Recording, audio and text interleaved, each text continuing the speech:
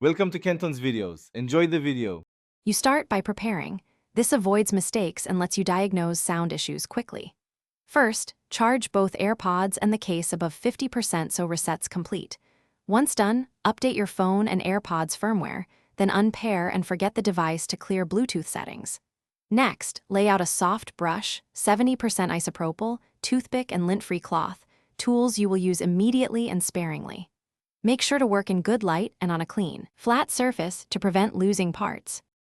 You need to clean the speaker mesh carefully because buildup muffles sound. Start by brushing at a 45-degree angle to dislodge dust. Use light strokes so you do not push debris inward. Once loose debris is out, slightly dampen the lint-free cloth with 70% isopropyl and wipe the rim and exterior.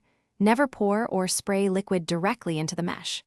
After cleaning, inspect the mesh and inner rim for punctures or dents, and compare left versus right to note any physical damage. You finish by drying, resetting, and testing to confirm the fix.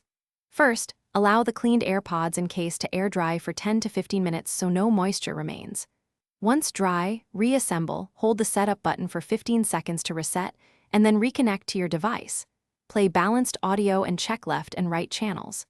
If the mesh clean and reset don't restore sound, test on another device to isolate phone versus AirPod problems. If it persists, contact Apple or an authorized repair service.